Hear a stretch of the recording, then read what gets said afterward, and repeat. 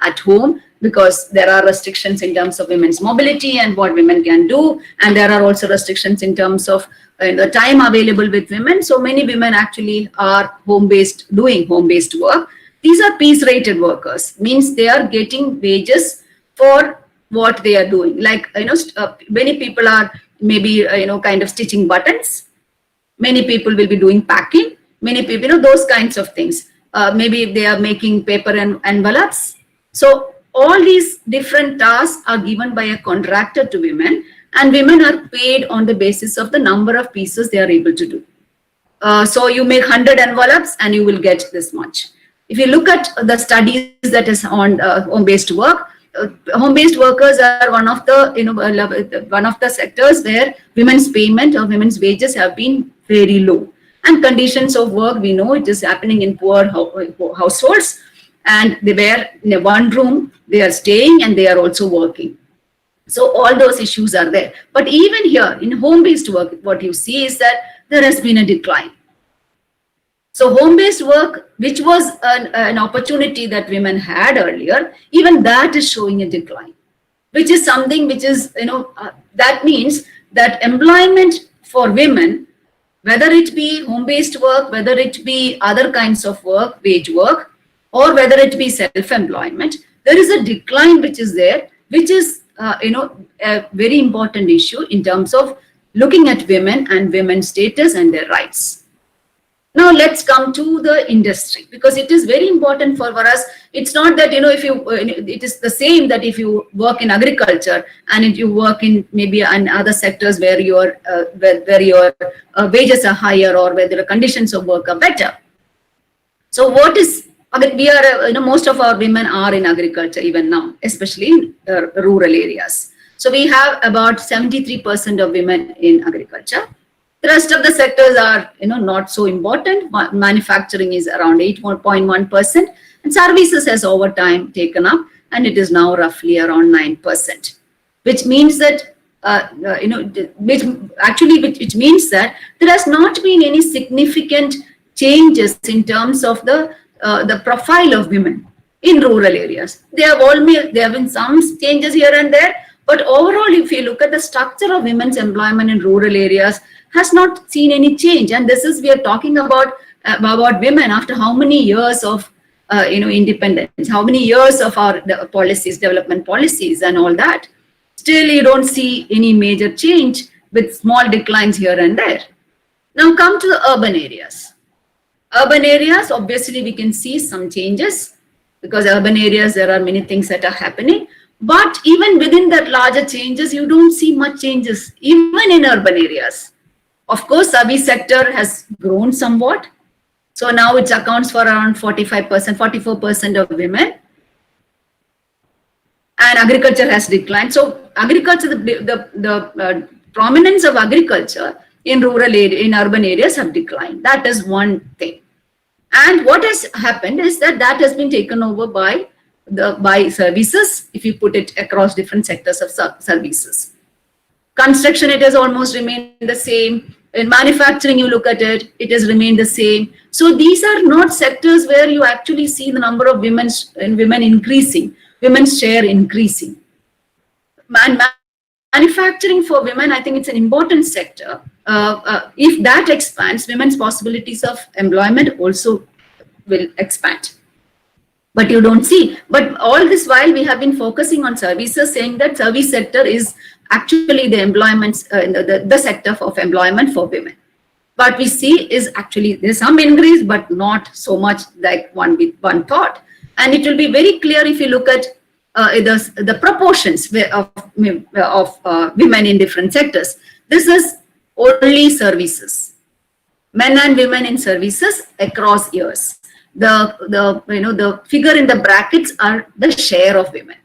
So look at let us look at only the last column, which is 2017-18. I don't want to complicate any of taking a larger trend, but let's look at only 2017-18. What is the thing? Which are the sectors where women's share is highest? That means the figures in the brackets. Which one is it? It's private households with employed persons. And what is that? That is paid domestic work. So what we see, but we have seen an increase in regular work, is actually about increase in the number of women as paid domestic workers, which is not something that actually will have so many of what kind of a perspective in terms of women's empowerment. We know the sector. We know how women have been, subordinated, or how women are negotiating their conditions of work in the sector, and how the feudal relations, the earlier kind of a social relations are used to actually, pay them less. And this is not a sector where women should be employed in large numbers. Rather, women should be employed in those industries, in those sectors, and within the service sector where which are considered to be modern, like the IT industry. Women are very small. Women's share in the IT industry is very small. Look at this particular category: transport, storage, communication. Communication is one which actually takes care of the IT and all those industries. Look at women's share; it's just 1.6%. So I think we have to, what I am talking about it is because we need to actually understand that women, it is not to increase women's employment, but it's also to see that women are actually entering into different sectors. Now women are excluded, and we also have to understand how are women getting excluded and how do we address those issues. If women are excluded, it is not that women are not educated enough, they don't lack those skills, but there is something else that is happening. Women are being excluded from many of these sectors because of certain stereotype understanding, because of that assumption that women may take leave and they will have to take care of household responsibilities. There is a lot of those actually deciding women's employment possibilities. And unless we have policies in terms of addressing some of these exclusionary, kind of labor market behaviors, I think we still will have only women increasing in all the sectors where they are at the lower end of the informal sector, which is basically, paid domestic work, or it could be in other services, which is like a mix of occupations, like beauticians, you have other kinds of personal, service providers, all those things. And look at this category, which is community, social and personal services. That is, a category which has a large number of women. What is that sector? Its sector is mostly about Anganwadi workers and Asha workers. It has other work as well, but it also has Anganwadi workers and Asha workers. And Asha workers and Anganwadi workers are all women. And we know they are not even paid a salary, and they are part of the state government schemes and programs. The state is actually using the status of women as secondary earners and giving them only an honorarium, which is not even anywhere closer to minimum wages. So, we need to address these issues, and otherwise we will be caught. Look at the education sector. The education sector, if you look at it, that's a sector which has grown over time from 21.8 to 30%, and women's share has also quite all right there.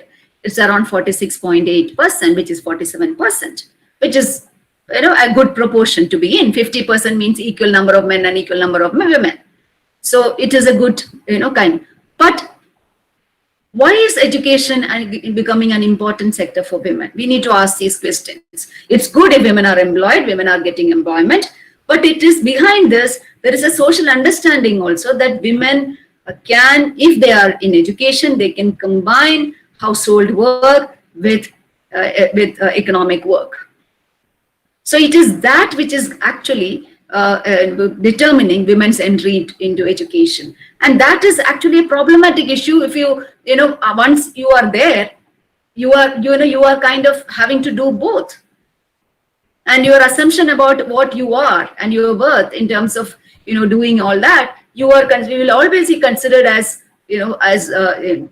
as those who have to take up housework. I'm not saying that housework we should say no to it, but we also should be thinking about sharing of housework. So even within education, let's look at where are women within education. I have done disaggregate analysis, which I'm not going to show, but I'm saying within education, if you look at women, they are either primary school teachers or below, like nursery school and all those kinds of different kinds of teaching institutions. They are mostly there, nursery schools, primary school teachers, middle school teachers. The proportions get less and less as you go up, but it is over time, it's increasing. Whether it be the lower end or at the higher end, the proportions have gone up. It is a welcome change, but as I said, we need to also look at as to why this is happening. In a survey that we did in Delhi, we asked teachers as to why is that they were talking about restrictions in terms of taking up other work. So we asked them as to why then teaching was allowed. So it was said that the family wanted us to, being taking care of our children after our school hours, and this was considered to be the best option. So if it was not education, we would not have got permission to be working. And this is especially true within the middle class, because even here, though we talk about the importance of education, though we talk about importance of giving women better status, when it comes to these core decisions, it is even now the stereotyped understanding of women as responsible for housework is something which is deciding women's entry and also their choice and in terms of which sector they will be able to work. Now I'm just going to leave this. This is again to show that there is a large number of concentration. Women are seen in specific categories of work. So if you look at the labor market, what we see is that first there is a decline. Then there are pockets of concentration of women. Women are not seen across all the categories.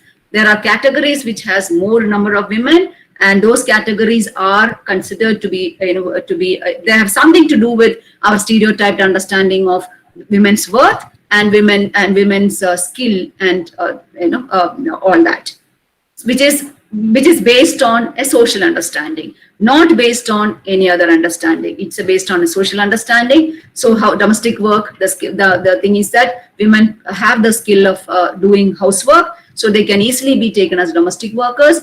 Again, teachers, you have the social understanding coming to decide that they can take up teaching profession, and teaching is considered to be an acceptable job for a class of women.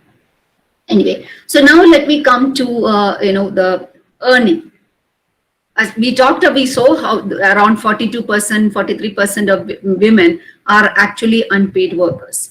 But those who are employed, or those who are getting wages, what is the wage that they get is something important for us again to ask.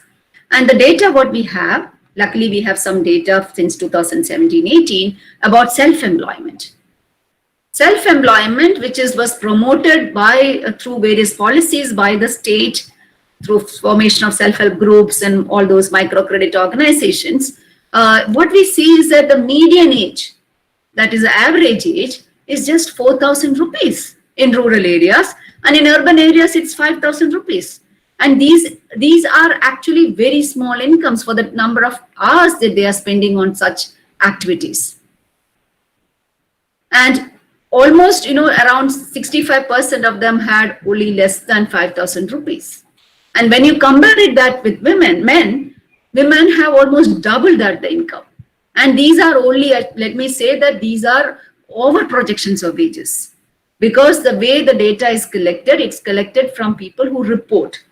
Many women who are not earning, the required amount or some amount, they will not report it because they think that their work is not worth enough to be reported. Their households will also think the same way. Anyway, she's not making so much money, should not be reported. Her work should not be reported.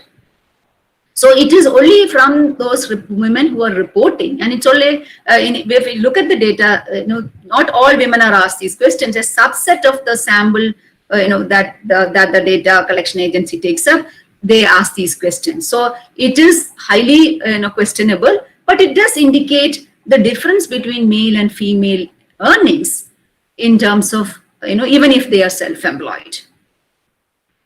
Let's look at the wage sector, which is the informal wage employment sector. The average wage here again, I will give this as a caution that the wages are not very correct, but still it is used to just compare between male and female wages. The average male female wage is only rupees 8,500, and for men it is 13,500, a difference of 5,000.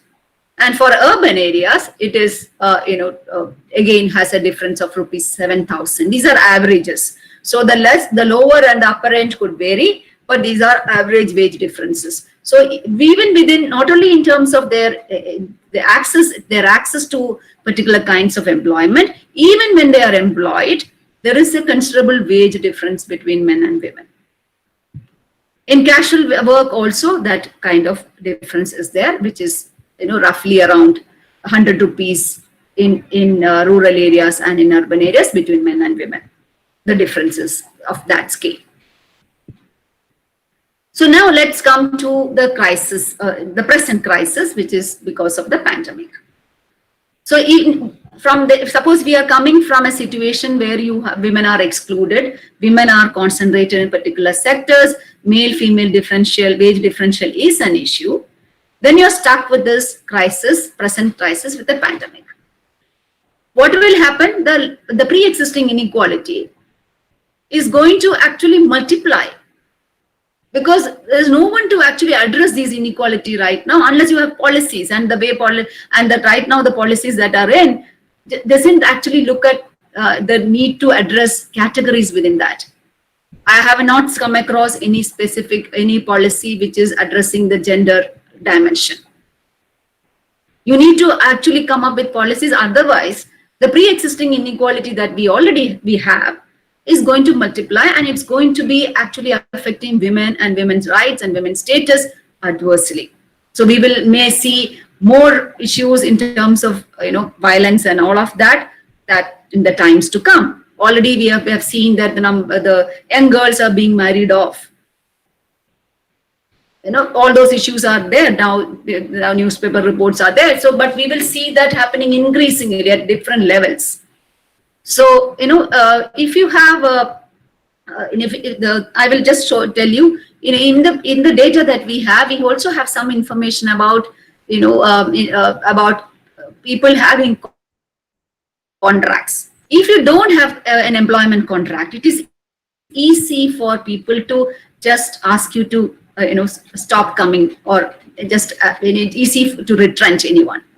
But if you have a contract, you still may be paid less than what you should be paid. So the question of wage cut doesn't even arise for a large segment of people, because they have no evidence of their employment. Where do they go? Saying that, I need to be paid half, or I need to be paid 1/4, whatever be the arrangement. So many of these people are actually completely now, outside of any job. So if you look at the data, about 66.5% of those women who are working in the non-agriculture sector, they have no contract. So these are women who will immediately lose their jobs if they are no longer required. So, and another 50.6% have no leave. So, look at the insecurity that women are, the employment insecurity that women were into.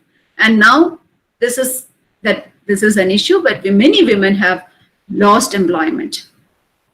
So for men, it is mostly, I'm not saying men didn't lose, men also lost, men has actually lost more than women. But for some of the men, there's an arrangement in terms of working for a few hours, or working at reduced wages, at reduced salaries. But if you look at many women, they have completely lost jobs. And to come back to work will also be very difficult for women, because if in this context of a declining employment, it's always been seen, not only in our context, but also in the context of other countries, women will not be actually getting easy entry to any of these places, because there's a lot of more competition, and because of our existing understanding of women being carers and women being, kind of cannot be employed as flexible as men. The employers also show, unless there is a reason, employers also show a preference to take men into employment. And also it depends on the household relations also, household negotiations and household relations. So if men are employed and unemployed, the possibility of women going to employment could lead to tensions within the family. So, all of those dynamics are also there, which I'm not going to look at right now. Now let's look at the one issue that has been discussed in the current context, in the COVID context, is about migrants. But look at the discussions on migration and migrants. The assumption is that, it is like the implications are the same, and it is, you don't have to segregate men and women here in the discussions. But we know it is different for men and women. The experience of the pandemic and the migration is, and the sectors, because of the sectors where women are in, migrant women are in, it is important to have actually an engagement with women and female migrants. This is why I just want to show you a few slides on the migration. We have the proportion of migrants have increased over time, and if you look at this data, which is between 2001 and 2011, we look at only at 2011. We know women as migrants are higher than men because of marriage, mostly because of marriage. I agree, because women have to, after marriage, since they may have to move out of their village to another village or from one district to another district, they will be captured in the census as migrants. So if you look at the total, women are higher. Okay, 52%, 54%, in rural areas, 33% in urban areas. Now, in the context of labor migration, we actually don't discuss about female migration. Why? Why didn't we see much discussion even in the current context about female migration? It is because if we look at the data gives a very lopsided picture of women's migration for work. Why? Every individual is asked a reason in terms of their migration. Only one reason you can give.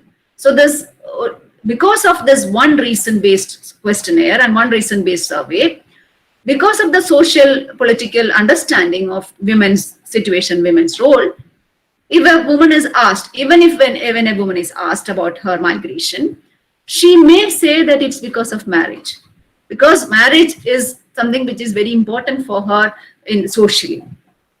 So a socially correct answer is also always about marriage. So because of that, the reasons for migration shows very small proportion of women as labor migrants compared to men. So in the discussion on labor migration and development for that matter, you don't see much discussion about female labor migration, because as you can see from the table, female employment migration is just for work employment is just 3.32, which is a very small proportion. Whereas marriage, you can see it is 45%. But many of those women who have given marriage as a reason will also be working. They are also migrants. They are working. We know in urban areas, especially people who are in urban areas, families do come to the cities and urban areas, and many of them are working. They may be working as wage workers. They may be working as home-based workers. They may be working as domestic workers. There are different kinds of employment situation they are in. But if you ask them why have they come to the city, they may say that marriage is a reason. They will not give employment as a reason. So because of that, female labor migration is not actually being an important issue in the development discourse or in the discussion on labor migration.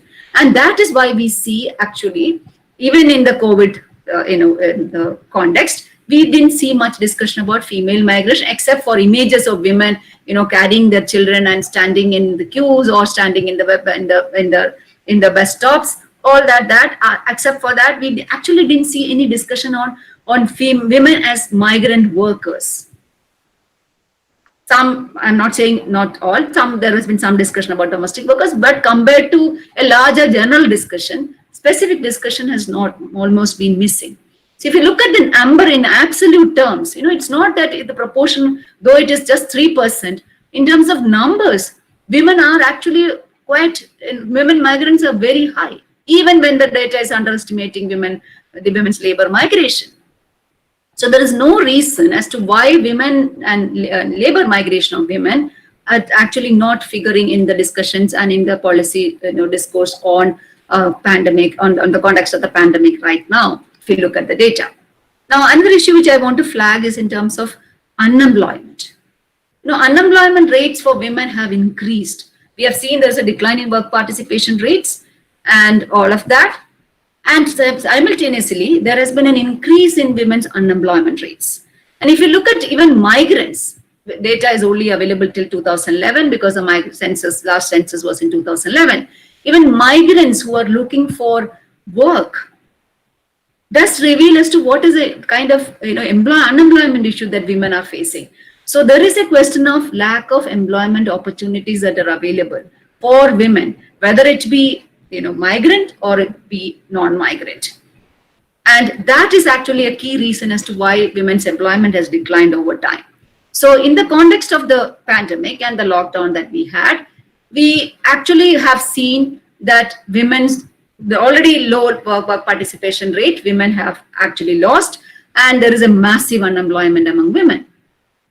There is only one data which has been used, the CMIE data, to show that there is a drop in total employment for the economy as a whole. There has been many micro level studies which have again looked at specific sectors, and all the sectors have shown a decline in employment, especially a larger decline for women's employment. So there is a widening of a gap between men and women over time in terms of possibilities of employment. I'm not going into the details of this because, except for this saying that the studies also have said, kind of found that in the pre-lockdown or in the opening up of the economy stage, there is a chance of women being employed 23.5 percentage points less than men, which is what I was saying, because this is an issue that I think is going to come up and needs to be addressed.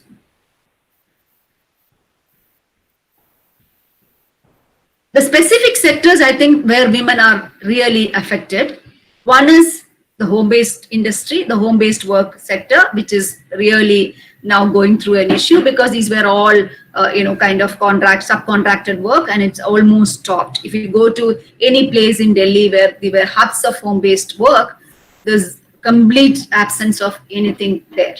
So women are looking for any work that is coming to them. And also look at, as we have seen that domestic work is an important sector of women. But what has happened to domestic work? Domestic workers were the first to be told not to come to the residential colonies because the middle class who employed them, they were quite anxious and paranoid about the disease, and they were asked not to come. But even now, when everything is opening up and things are slowly getting back to normal, domestic workers, some of them have lost jobs because now households are worried about they being carriers of the infection because of their living conditions and because of their the lack of hygiene that they think that they may have. They are reluctant. Many households are reluctant to employ domestic workers, and that is one sector where you had maximum number of women. Suppose we address the pandemic, we have a day when to come when we have vaccines, and these are segments or sections who may have access to the vaccine in the last, if you look at them, they will be the last to get access to any of this. So they are going to have this issue till they get to that vaccine. But even when suppose they are getting, they are also part of the larger vaccination and they get all that, it is difficult now, many of them, to come back to work. So what has happened is that middle class incomes have declined over time, will be declining over time, is declined, even in the last few months it has declined. So many are thinking of substituting or not having domestic workers in the coming months or in the coming years, because they don't have that kind of an income to support maybe 3 or 4 domestic workers in many of the homes in Delhi. Actually, you will have one person to come to clean your mop and sweep to sweep and mop your house. Then you have another person coming to wash your utensils. Then you may have another person coming to actually cook. So there are multiple domestic workers who are employed in these households. Now they can no longer engage them because of their reduced income. So this sector is going to shrink. That's very sure. At least in the next 1 or 2 years, it's not going to revive, come back to what it was. And that is going to affect a large number of migrants who are there in the city. Some migrants have definitely gone back to the rural areas, but many are staying back. Many have come back. There's a reverse migration because they don't have work back in the rural areas. So, but these migrants are actually looking for work. They were domestic workers earlier. Now, instead of they're having 10 homes or 8 homes earlier, now they have only work in 1 or 2 homes, which is not enough for them to actually survive in a city where they have to pay rent, where they are already in debt traps, and they have to repay those with interest to the local money lender. So they are increasingly kind of worried about their situation now, and they're trying to cope up with it. But it is a very hard situation that's there, especially of women. And when household incomes in decline, whether it is among the families of domestic workers or any informal sector workers, women will be the main will be the victim there. Why? It's because when the households, their incomes come down, the processing work will be higher on them because they may not be able to afford to buy too many things like that they have done earlier. They may have to reduce on their household expenditure. So processing, food processing and all those processing work is going to increase. That is across all classes. And in poor households, there's an added dimension that in the absence of enough food to eat, to survive, women will be women's food intake will be the first to be going down. That is there. We have seen that happening across different countries, across different social groups and different regions, and over time. So this is something which may happen, and they are already poorly nourished or undernourished. And if the food intake is further reduced, then there will really be an issue. And another issue which Mani Mekhle has also pointed out was that there is a tension now. That's you can see everywhere happening around you. There's a tension because incomes are declining and relations are getting redefined. Women are losing jobs, and if they are not bringing income to the family, the relations are going to change.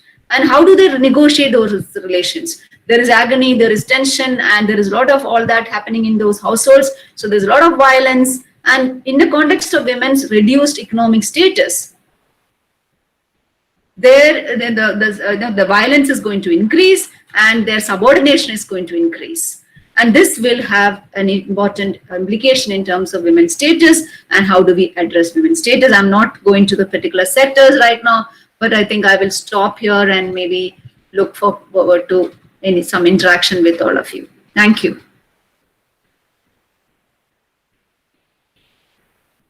Thank you very much. Yeah, thank you very much, Dr. Nita. Now we look for some discussion.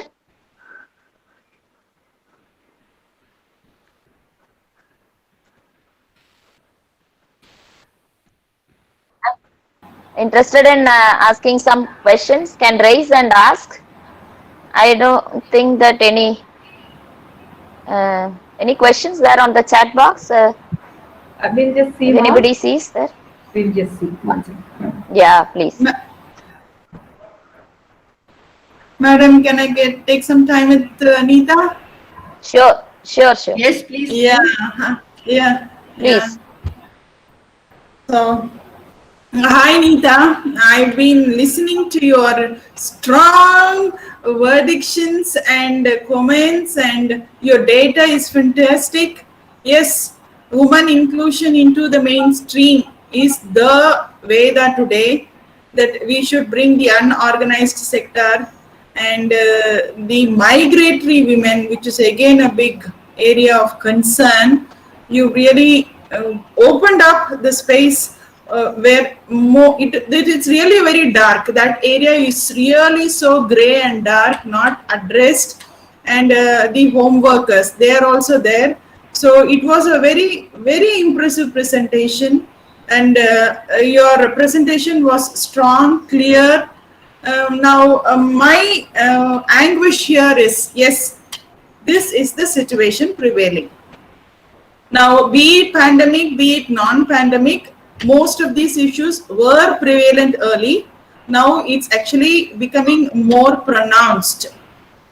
From your end of research and whatever you have collected so far, and what do you think could be possibly one of a solution that we could put forth, which we could take up for discussions as a policy decision making, either through IAWS or through our Women Network Forum? What is that we can do in our terrains or in our positions? How do you think we can possibly give a solution? Can I come in?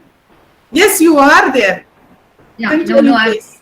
there other questions, or should I wait, or should I just go to the question directly now? Shall I read some other questions on the similar line, Neeta? Yes, so that it can all be addressed together. Yeah. One is the same question, okay. like what is the solution for the declining employment? And second, what are your recommendations to improve women's employment? That is the same line what Dr. Zenita asked for. And what are the alternatives for these domestic workers who have been severely affected by the pandemic? This is another. You are getting, Dr. Neeta? Yes, I am getting. And what are the probable solutions to overcome the present situation of women workers, especially the domestic worker? It's almost the same. And what is this? An introduction to English criticism. I don't know. That there is one. I don't know whether this is an observation. An introduction to English criticism by Sark. I'm not sure what is it actually. What could? So another. What is an introduction to English criticism? Something else I think Komala has brought here, but there are other questions. What is the self-empowerment? This is one question. Another is about no, that is not the question. It's only observation. I think these are the questions I could see, and I think you can answer them. And if other questions are there, I'll then read. Sure. Let me start with this question of employment. I think the question is, how do we generate employment? That is not only for women, but it is an issue with the economy as such. So we know we have been talking about growth rates of the economy. We were so much concerned about the growth rates. We were very happy when it reached double digits. And now if you look at between January to March, the growth rate was only 3.1%. So it means the economy is growing at a very low rate. But growth doesn't mean always that there is an increased employment. So the kind of growth that we had for the last many years now, it actually didn't create enough employment. So I think we need to correct that. We are not interested in having higher growth rates, but we are actually interested in creating more. That should be the policy focus. Create more employment. Of course, that means that everyone will be entering, and people will be, not everyone, at least those many people will be able to enter, but there will be exclusion for women. Surely there is an exclusion, because that's what we are seeing. How do you address the question of exclusion for women? I think you have to have very strong policies. That's what I'm saying. If suppose the state is using women's work, women as what you call secondary workers, women's status as secondary workers, as part of a scheme or as a part of a program like Anganwadi, as Anganwadi workers or Asha workers, you are actually, what is the state kind of suggesting that women are cheap, women could be employed at a lower rate, they don't need not have to be paid minimum wages, because they are considered as secondary earners. So whereas look at MG and ARIGA, it did help to address the question of wage differential a bit in rural areas. Women were paid for the first time equal wages that of men. So we need to have policies like that in place where the state has to say or increasingly support all that and show the way in terms of the larger private sector. That's one way. But that doesn't actually solve all issues. So what is a alternative here? We have labor laws. But are labor laws implemented? Can we think of talking about the importance of implementing labor laws, like Minimum Wages Act, like Equal Remuneration Act? Now they have all been clubbed into different labor codes. Where are our Minimum Wages Act, which is a basic labor law, implemented in our country? There's a big political question also. It's but it is important for us to talk about these issues. Because the moment the more we keep silent and we don't share or we don't question some of these issues, it has not been.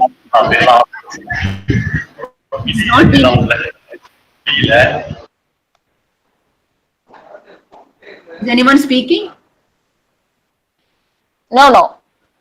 No, the question of alternative to domestic workers, which is a concern, which we have, an issue that has come up. I don't think there's an alternative to domestic workers right now, because the whole economy is going through that shock. The employment is declining at all quarters, all levels, and all different sectors. So, what is the alternative to domestic workers? They can't go back to the agriculture. Some people are trying. Have gone back to the rural areas. Agriculture is an option, but all this while we have not given any importance to rural employment at all.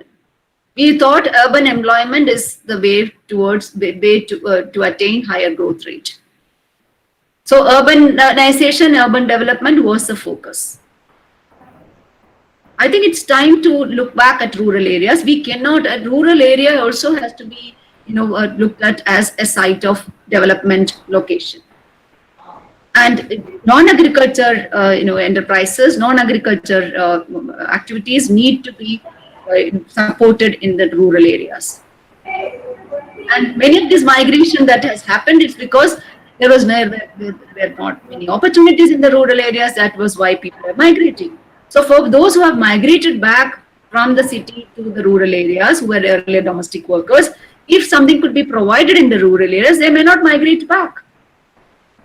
But because the rural agriculture is already in a crisis, there is a crisis that's going on. I don't think with the existing kind of a situation, these extra workers will be absorbed in agriculture, because already agriculture productivity is very low, agriculture incomes are declining. Where are the opportunities for employment there?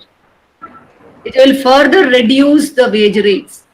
It will further reduce the number of working days for many. So, and this will mean that, there will be, the poverty is going to multiply like anything else.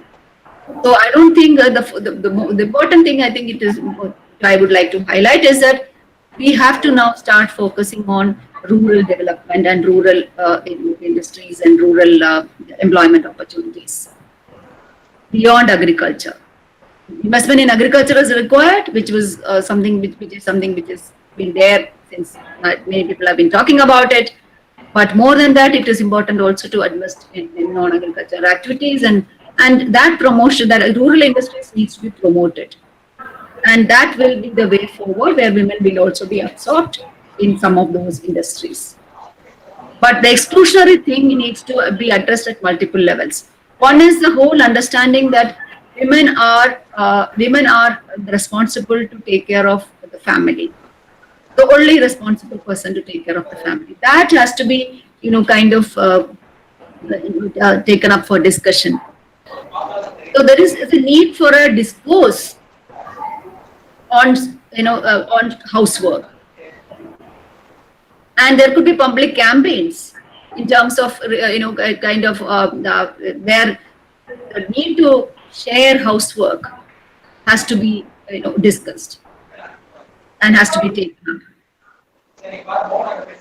Otherwise, the stereotyped understanding of women as carers and that does not be will not be able to take up economic activity like men is going to remain, and we need to and I think it's important for the state to also have strong policies and strong measures in place to to intervene and ensure some of those basic facilities, even at workplaces, even in the local areas, like what we have in the MG and REGL, facilities for creches, and also maternity benefit. All those, programs should be in place. I think I have answered, looks like, but I can come back to if I have left something. Yeah. May I, Nita? I just, as an extension of this, I would like to ask or a kind of an observation. Can you hear me? Yes, yes. Yeah. See, there is, I mean, the growth, in a growth perspective, everything is seen, and even people, when we say that the migration from rural areas to be addressed, they say it is good, the migration is good, because again, it is connecting to growth. But my question is that the people who migrate, mostly men migrate, and it happens such that the women are held back and they take up the work there, and they are underpaid, and there is a kind of feminization, distress feminization of work in the rural areas also. And here, the failure is, of course, in rural, you also have dry belt and wet belts. The dry belts, the most of the migration takes place. And there is a failure of recognizing the women, existing women, as farmers. If the state could recognize them as farmers, they can bring, as you rightly mentioned and suggested, that it is time to strengthen the rural employment and rural development, which we have been talking for 70 years together.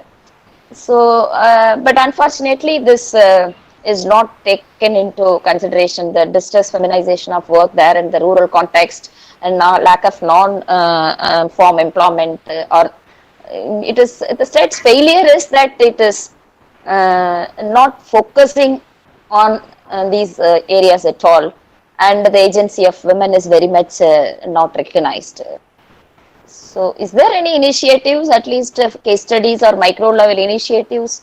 Like in Tiruchi, we have one where the women farmers have been brought together as collectives, and some of the men who migrated outside, they haven't reported back at all for 15 years or for 20 years together. And now this NGO has gone there to collectively bring the those women, and even offered some land to go for collective farming, and also introduced short-term crops for their economic support, etc.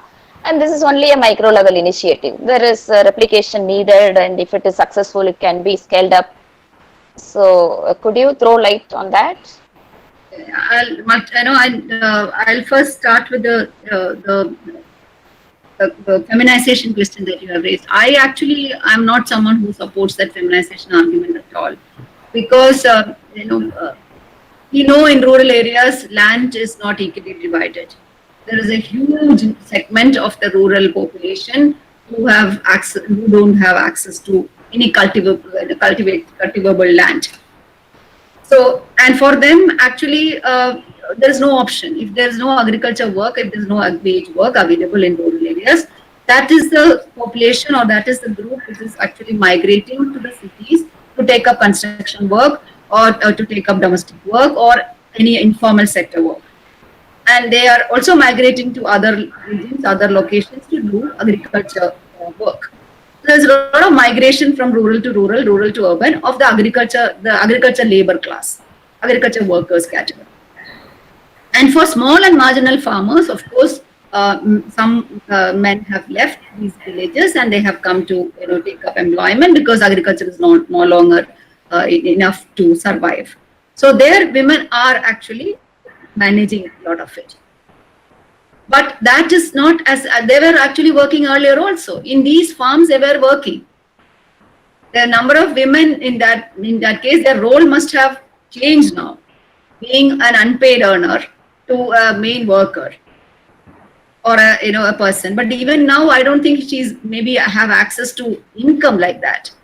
She will still be, the same, the position in terms of her household thing of being an assistant to a to a male worker has changed to a change, must have changed now to that of a becoming a main worker. So that feminization, I think, is not something which is of that scale, if there is something like that. Okay. So that's why you don't see, even in look at the number of cultivators, even look at women, there's a small increase, but there's a decline. Agricultural laborers have declined, number of agriculture workers, laborers have actually gone up. So there are all these different combinations that we see. So that's in different regions.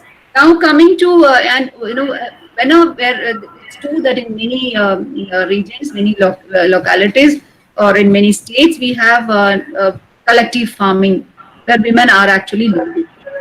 Like the case in Kerala, where you have the Kudumbasri, thing. It's good that women are taking up farming and they are trying to, and this collective agriculture farm has been quite active in many states, especially in the south.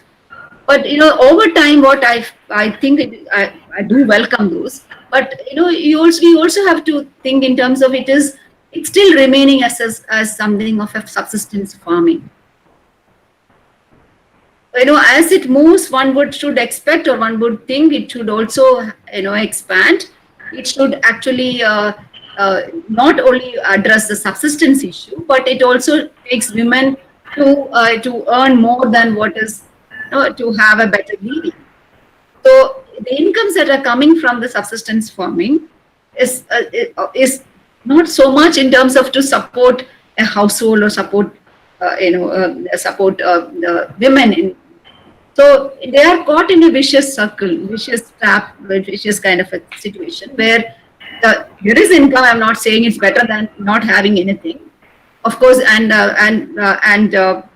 but that is keeping them trapped also in a particular economic, kind of a status.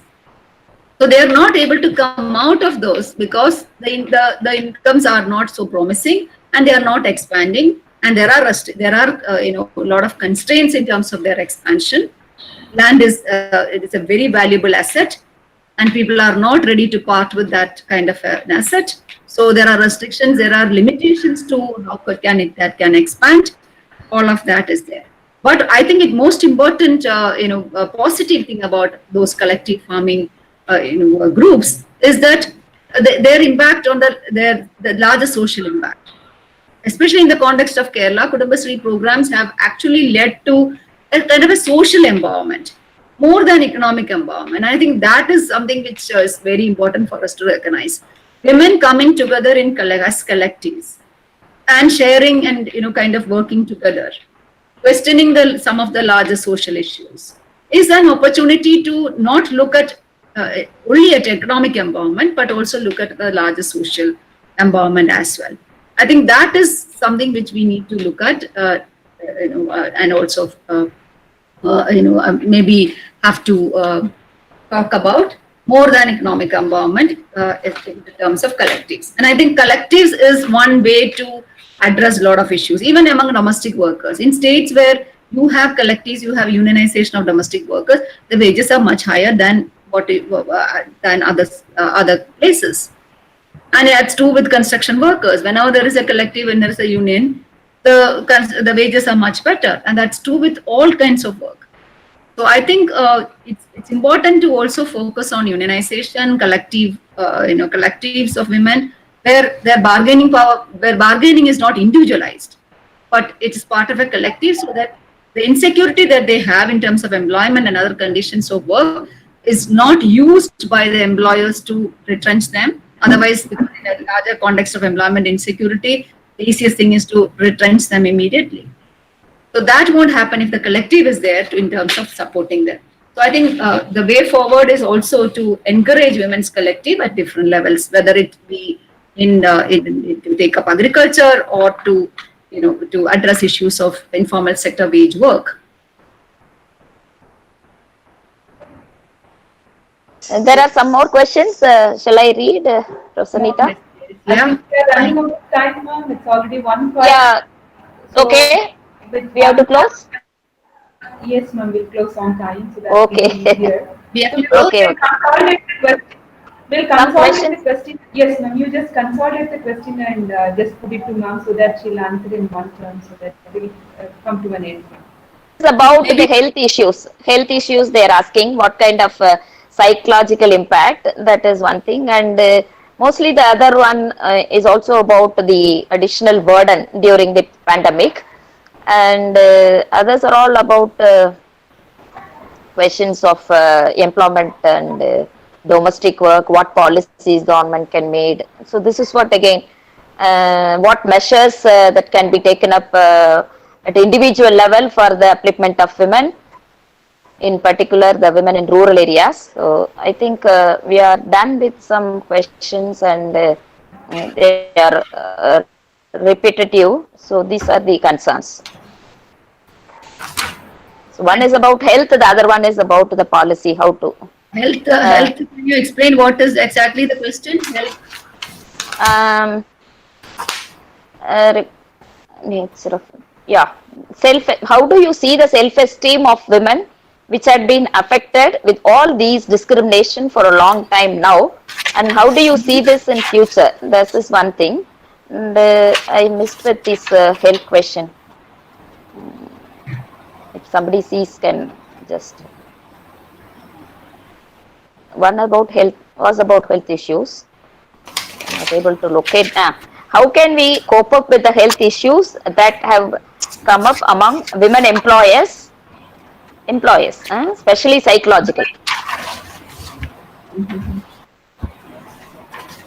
Actually, that is too broad a question for me to ask to answer, because health is a concern. I think it's most important for us to understand that within that health, we also have sexual harassment at the workplace, which is an issue for most of the informal sector workers, and that is actually emotionally, mentally, demanding, and that has affected many women, because though we have the sexual harassment at the workplace, that Act, 2013 Act, women are not ready. Most women are not ready in terms of filing cases. Even when women are file cases, we know how it has been handled, and finally how because of all that, there's a lot of health issue. I will say health issue in terms of psychological health issues, even when women are working. So that is there.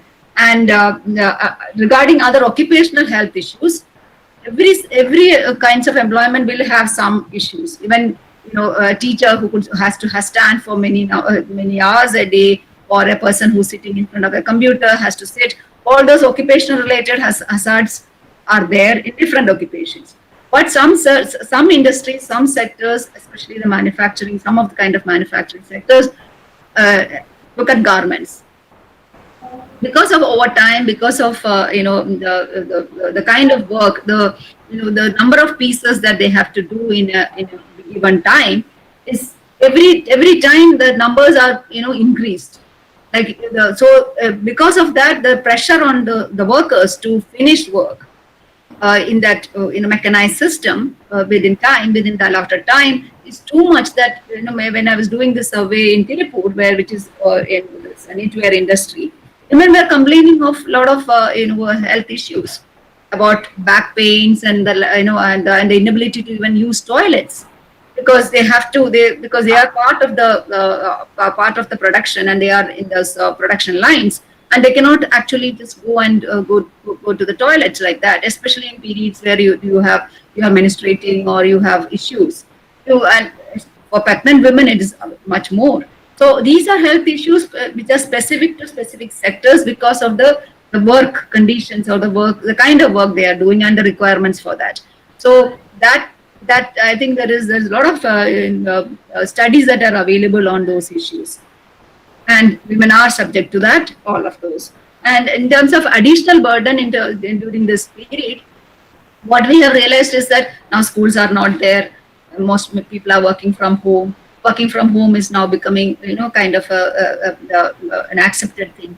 But who is actually affected because of that? Earlier, if women were there in the homes, their spaces, what all little time they used to get for themselves to manage everything else, completely gone. They are into full-time care work. They are full-time into doing housework, because the demands are much more than what it used to be. Because if you have a person, husband sitting at home and working, and the person is demanding throughout the day particular things, or children who are there who will need to be taken care of because of their all that requirements. It is actually the additional burden on women is, even among middle class, I'm talking about middle class households, is now gone up, has now gone up. So that is one situation. When women are working, they also have to work from home, means they are really, I know this is happening, women are cribbing about, they are sometimes not very happy with their work from home arrangement, because they have to on the one hand meet all those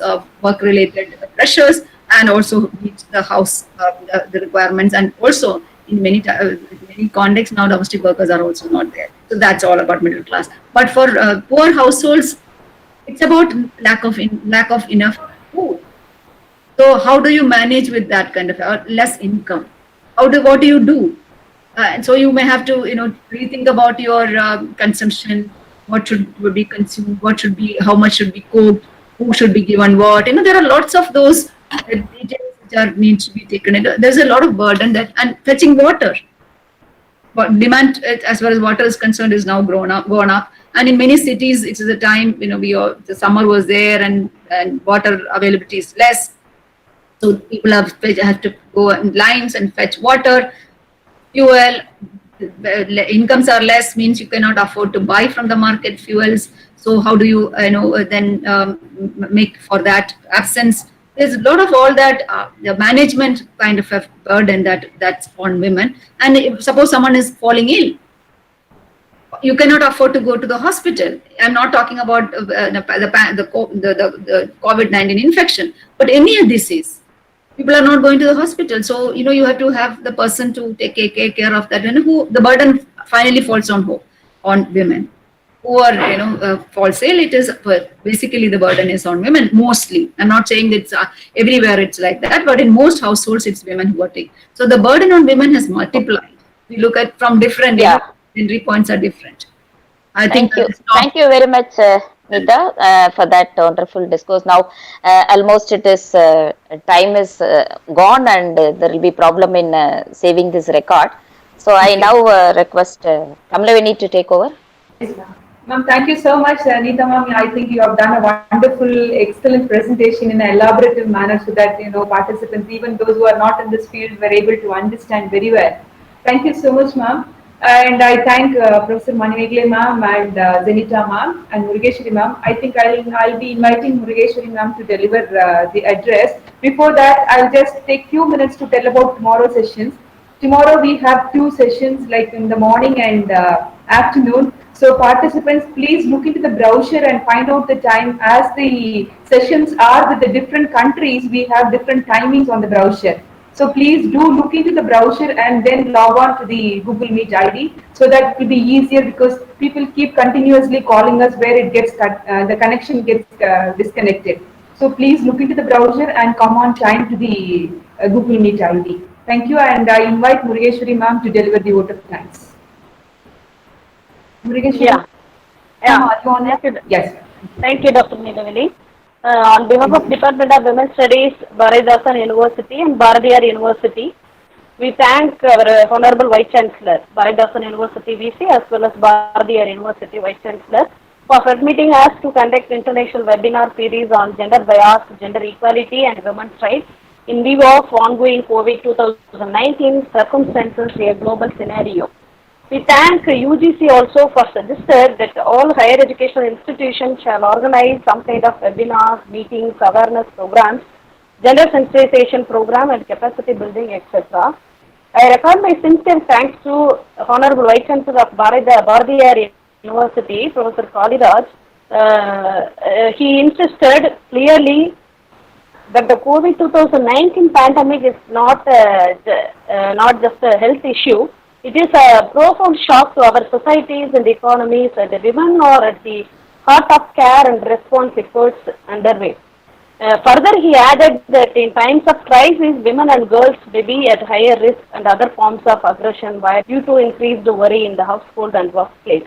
So in that way, we are very much thankful to you, sir. Thank you, sir. I thank Professor Manime. So we'll break for lunch. Thank you so much. Thank you. Thank you all.